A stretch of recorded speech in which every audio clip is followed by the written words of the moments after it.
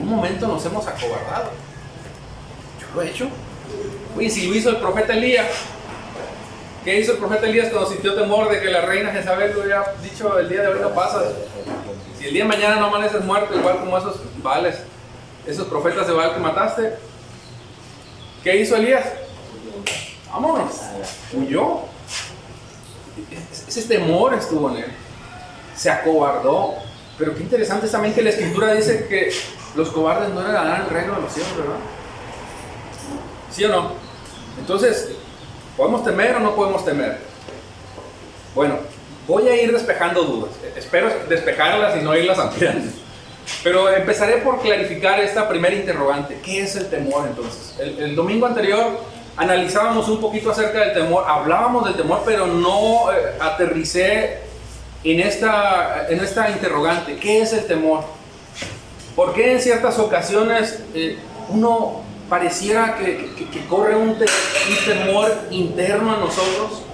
Vuelvo a preguntarlo, ¿por qué parece que en ciertas ocasiones en nuestras vidas parece que corre un temor interno, algo frío por dentro de nosotros que nos hace sentirnos acobardados, intimidados, con miedo? ¿Qué es eso? ¿Cómo lo podemos describir? ¿Qué definición le podemos dar a eso? Fíjate, tengo algunas respuestas, bueno, y te dije que te iba a dar dos respuestas. Por un lado, la respuesta, por un lado científica, la que nos explica la ciencia, la que aborda acerca de este tema, y por otro lado, una respuesta bíblica. Y me llamó la atención un artículo que sacó la revista National Geographic ya hace algunos años, el 10 de octubre del 2010, y no explica qué es el temor, pero nos dice cómo es que actúa, cómo es que ¿cómo puedo decirlo? ¿Cómo funciona en nosotros? Nos dice algo al respecto. Dice lo siguiente, ¿no? Asegura que el temor es un sentimiento que siempre ha existido, algo que ya sabemos. Y siempre ha existido desde el ser humano, desde que tiene conciencia. Algo que no debe a nosotros de generarnos ningún ruido, porque obviamente nosotros sabemos desde dónde se origina este temor, incluso lo vamos a leer. Pero dice, el miedo es quizá, dice, una característica principal de su supervivencia. Lo decía e insisto, es un sentimiento inherente. Todos en algún momento hemos tenido temores. Podemos decir en cierta manera, así entre comillas, que es normal. Vamos a distinguir entre el temor y el temor de Dios. Pero fíjate cómo lo explica de una manera en la que nos enseña que es un mecanismo de supervivencia. O sea, yo me siento amenazado y ¿qué hago? Bueno, dos opciones, ¿no? Huyo o peleo, ¿no? Y normalmente huimos. Bueno, eso es lo que nos dice este artículo. Pero hay otras definiciones. Dice que el temor es una reacción del organismo. Ok, ahí se pone un poquito interesante, ¿no? O sea, el cuerpo humano tiene como un sensor que cuando le hace sentir temor o siente miedo, tiene reacciones. Y eso es interesante. Que se encarga de hacernos conscientes de los peligros externos. Estoy en un lugar, me siento amenazado, mi cerebro, mi cuerpo, todo mi organismo ve a su alrededor y se siente amenazado, y ahí empieza el temor. Y aquí nos explica esta definición, cómo funciona. El organismo captura la atención, evidentemente empieza a ver lo que está a su alrededor, detecta el foco de peligro, por decirlo así.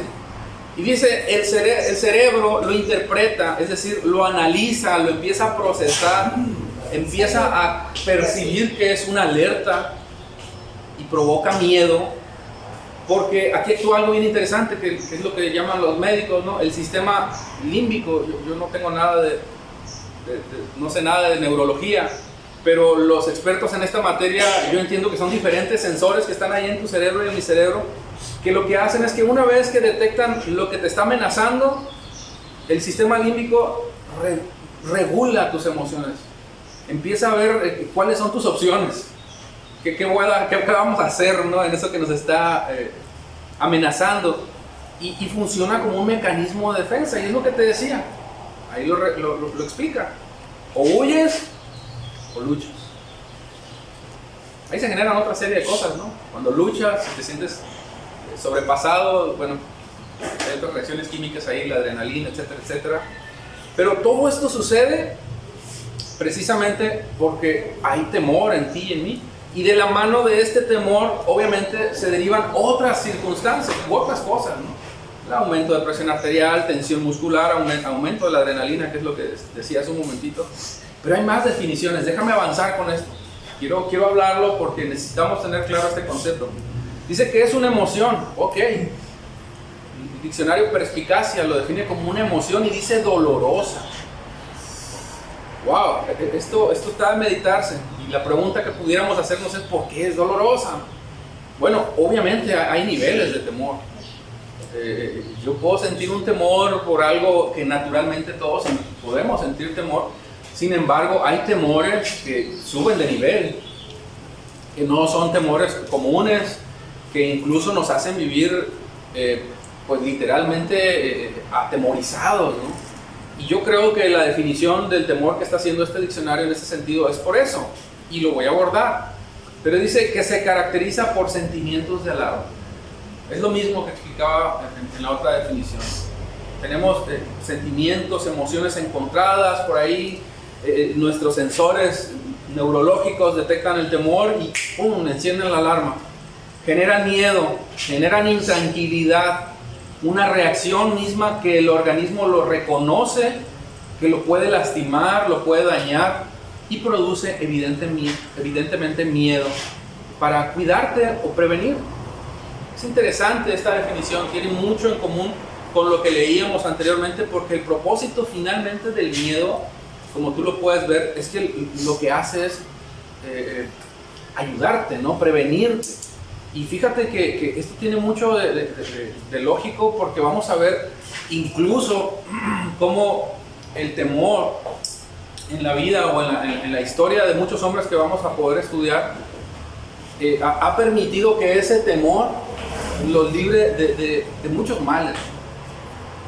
No voy a entrar ahorita en ese detalle, pero obviamente tengo que abordarlo porque no quiero que genere o quede una duda en ti.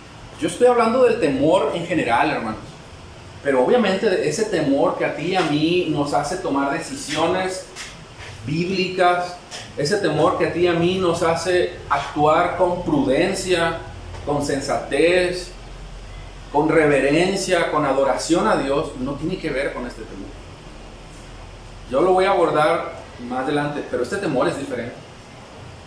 Y vale la pena decirlo, porque a pesar de todo, yo obviamente, si sé que voy a hacer algo malo, el temor de Dios que habita en mí, la sabiduría de Dios que habita en mí, me va a prevenir de no hacer lo que sé que está mal. Pero eso es otra cosa, a diferencia del temor natural que tú y yo sentimos. Porque ese temor no lo coloca, no solamente se dispara en mi organismo, es ese temor que yo siento en ese cuerpo espiritual, en esa vida espiritual en la que nosotros estamos unidos a Cristo, y me hace encender mi alarma, mis sensores, para que yo diga: esto está mal. Y obviamente lo que despierta en mí ese temor no es otra cosa sino la Escritura. Si uno puede desarrollar un temor bíblico, ya me estoy apartando un poquito del punto, si yo no conozco a mi Señor, yo necesito conocer a mi Señor para empezar a desarrollar un temor sabio, un temor de Dios, que me va a llevar evidentemente a tomar las decisiones conforme a su voluntad. Ahora, ¿cómo se considera que el temor, cuando el temor no es normal? Tengo que explicarlo porque ahorita te hablaba de niveles de temor, hablando de debilidades en la carne, ¿no? Bueno, se considera que no es normal cuando este ya altera tu vida. Es decir, cuando ya empieza a trastornar o a generar, ese es el concepto, ¿no?, de trastorno, alterar, cambiar, a generar cambios en tu vida diaria. Y literalmente cuando ya empiezas a perder un control del temor al que tú puedes tenerlo. Puede ser cualquier cosa, hermano. Yo he conocido gente, la verdad, que tiene temor, pero terror a la muerte. Incluso el domingo pasado, cuando te citaba, empezábamos esta serie, que hablaba de un hombre, ¿verdad?, que en sus redes sociales, bueno, en una que yo leí, él exponía: tengo miedo, tengo temor, no quiero morir, tengo muchos proyectos, no sé qué sigue después, no sé qué tanto más decir.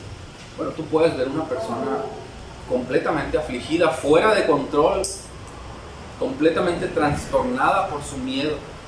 Y sucede precisamente que cuando el temor no es normal, lo que sucede es que se adueña de ti por un largo tiempo. Son características. por un largo tiempo, ponen incluso tu vida en riesgo. Puede ser intenso, puede ser excesivo.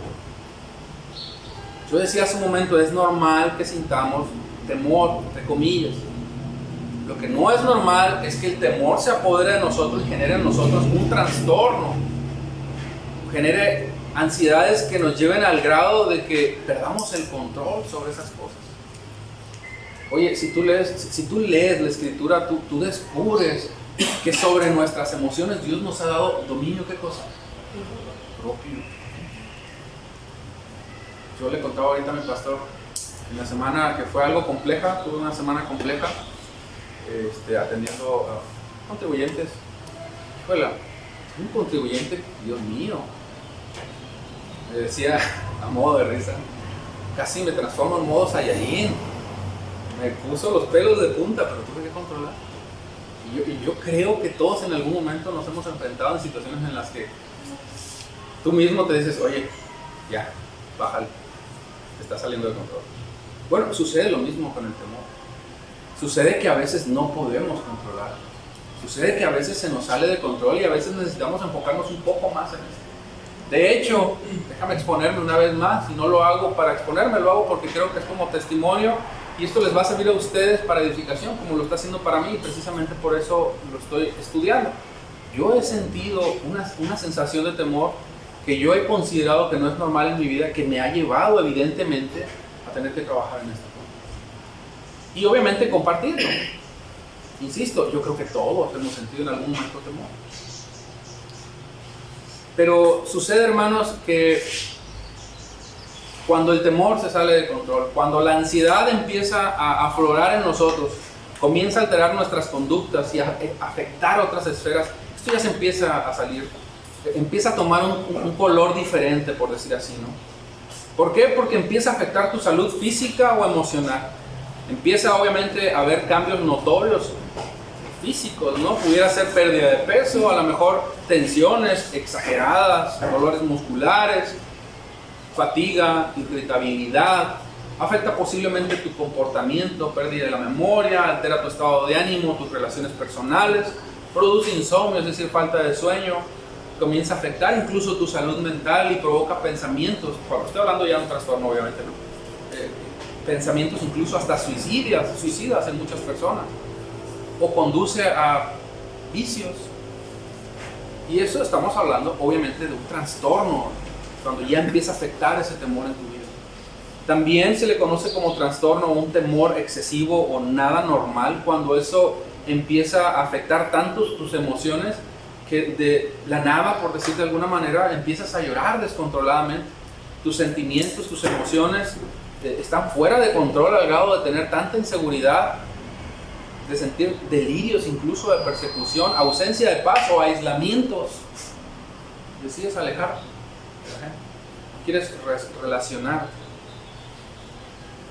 Ese tipo de temores obviamente es un temor que ya estamos hablando de un color diferente de temor, porque produce una aprensión, una preocupación, un afán que ya te obsesiona, te hace sentir una intensidad tan fuerte del temor que obviamente evidentemente no tiene cabida, ni debe tener cabida en nosotros, porque yo hablaba de temores y tengo que insistir en ese punto. Yo entiendo, insisto, que el temor es permitido y es en muchas ocasiones nos lleva, incluso deberíamos de entenderlo así, porque lo vamos a ver en otras porciones de la Escritura, como el temor incluso nos hace perder en nosotros la confianza para confiar en Dios. O sea, todo lo contrario a lo que te hace un psicólogo, ¿no? Ánimo, tú puedes, no tengas miedo, todo lo puedes, échale ganas, etcétera, etcétera, etcétera. La psicología positiva. Bueno, lo que la Biblia va a hacer, lo que la Escritura va a hacer es, por supuesto, confiar en ti, sí, claro, pero en la jactancia que tú tienes en tu Señor. Pero tú vas a dejar de confiar en tus debilidades, porque tú se las vas a exponer a tu Señor, y eso obviamente te va a enseñar a depender de tu Señor. Fíjate cómo el temor va a ser usado no para que tú confíes en ti, sino como para que ese temor te lleve a depender de tu Señor. Ahora, ¿qué nos habla la Escritura acerca del temor? ¿Acaso la Biblia tiene una definición para nosotros del temor? Bueno, evidentemente, hermanos, la Biblia no, si tú lees de principio a fin, tú no vas a ver una definición así, que diga la Biblia, el temor es esto, esto, esto, esto y esto y esto.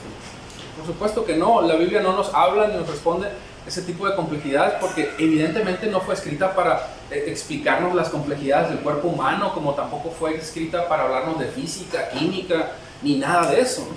Sin embargo, no quiere decir que no haya una respuesta, ¿no? Fue inspirada por Dios, como todos lo sabemos, y en la ciencia de Dios, en la sabiduría de Dios, Dios sí nos permite conocer antecedentes, nos permite conocer historias, y esas historias nos van a llevar a tener conclusiones, nos van a llevar a comprender cómo esas historias al final de cuentas nos llevan a nosotros a comprender esta debilidad. Por ejemplo, ¿cómo es que esa debilidad ingresó a nuestras vidas? ¿Cómo es que ahora yo siento temor cuando en el diseño perfecto de Dios, obviamente yo no fui creado con ese temor? Si tú lees, y ahorita lo vamos a ver en Génesis capítulo 3, tú descubrirás qué fue lo que sintieron ahora sí que Adán y Eva, ¿no? Pero también nos revela cómo se tienen que enfrentar estas clases de temor. Nos enseña cómo esos hombres han tenido temores, cómo los han enfrentado, pero también nos enseñan dónde ha estado su consuelo, dónde ha estado el descanso de sus ansiedades. Y yo te hablaba hace un momento de reyes, pero también te tengo que hablar de patriarcas, o sea, Abraham, Jacob, Isaac, reyes como David, que tuvieras temor, jueces, ¿no? Gedeón. Bueno, déjame te leo Génesis capítulo 3, del versículo 1 al 8. No, del 8 al 11, te lo voy a leer yo por cuestión de tiempo. Dice, cuando el día comenzó a refrescar, el hombre y la mujer oyeron que Dios, el Señor, andaba recorriendo el jardín. Entonces corrieron, fíjate, esto fue después de pecar, obviamente, ¿no? Pero fíjate la reacción de ellos. Entonces corrieron a esconderse. ¿Qué produjo el temor? Esconderse entre los árboles para que Dios no los viera. Fíjate cómo el temor produjo en ellos una reacción: huir, esconderse. Pero el Señor llamó, esto es interesante, al hombre. No llamó a la mujer, ¿verdad? ¿A qué hombres? Al hombre. Si vamos a ser llamados tú y yo algún día. Y dijo, ¿dónde estás? El hombre contestó, escuché que andabas por el jardín y tuve, ¿qué cosa? Miedo. O sea que después de haber consumado el pecado, tú te puedes dar cuenta que el hombre ya empezó a tener reacciones, emociones en ese sentido, contrarias al perfecto diseño con el que Dios nos hizo. Yo no dudo que pudo haber habido temor en el corazón del hombre en ese momento, pero un temor diferente. Aquí estamos hablando de un temor ya como debilidad por la afectación del pecado en su vida. ¿Por qué? Porque empezó ahora sí que a hacer estragos en su relación con Dios, empezó a hacer estragos en su condición como ser humano. El temor se apoderó, lo empezó a esclavizar, lo avergonzó al grado de esconderse. Y a partir de ese punto tú te puedes dar cuenta, después del pecado, cómo la brecha se ha ido haciendo cada vez más grande, ¿no? Entre Dios y el hombre. Y todo lo contrario, lo que Dios ha querido hacer es, a través de su palabra, obviamente que esa brecha se haga más corta. Y aquí es fundamental esto que te voy a decir, porque para que se haga más corta, tú y yo necesitamos el temor. ¡Wow! El temor de Dios, claro, ¿no? No el temor de Dios. Y de eso voy a hablar después, un poquito más. Pero dice, tuve miedo porque estoy desnudo. Ya conocían lo que era la desnudez. Ya empezaba a haber un sentimiento de vergüenza. Por eso me escondí, dice el versículo 10. El veneno del pecado comenzó a hacer estragos. ¿Y quién te ha dicho que estás desnudo? Dijo Señor. En pocas palabras, hermano. ¿Quién te propició? ¿Quién te envenenó? ¿Quién te llevó al engaño para que murieras? ¿Has comido del fruto del árbol que yo te prohibí comer? Bueno, la historia después usted ya la conoce. El origen de nuestros males y todas nuestras afectaciones comienzan ahí. Todas nuestras debilidades comienzan ahí. Y como dice un pastor, y la verdad yo tomo esas palabras de él porque son ciertas, a partir de ahí nosotros podemos decir que somos un saco, un costal de debilidades. Porque no sé usted, pero yo sí. Porque aun cuando no quiero pecar, peco. Cuando no quiero ni debo de sentir temor, temo. Andamos como Elías, ¿no? Corriendo. Somos afectados con temores. El pecado, hermanos, no nos incomodó, no nos trajo una leve afectación. Hermanos, Dios dijo, si tú pruebas del árbol, del fruto de ese árbol, tú morirás. Ciertamente morimos ahí. Ciertamente el cáncer del pecado empezó a invadir nuestras vidas, nuestro carácter, nuestra relación con nuestro Creador, y a partir de ahí todas nuestras relaciones, todas nuestras necesidades físicas se empezaron a originar, ¿no? O emocionales, empezamos a padecer, ¿no? Yo hacía una pregunta hace un momento y tengo que volver a hacerla. Yo creo que todos en algún momento hemos lidiado con temores. Por ejemplo, ¿no? Te decía, a la muerte. Yo creo que en algún momento todos hemos meditado que si Dios no viene antes, y que ojalá así sea, todos vamos a padecer, vamos a morir, vaya. Yo creo que los que son papás también entenderán y les dará temor esto que te voy a preguntar, pero ¿quién no ha sentido temor cuando los hijos se vayan a casar y se vayan de la casa? A mí sí me ha preocupado, honestamente. Yo a veces digo, Señor, algún día se me van a ir. ¿Quién no ha tenido temores a veces de tener que lidiar con una enfermedad? ¿No? Ay Dios, líbranos de esta enfermedad. Voy a decir algo en relación a eso, pero es el verdadero, bueno, también el amor es el que verdaderamente echa fuera todo el temor, ¿no? Pero es aquí, hermanos, que nosotros deberíamos de afirmar, ¿no?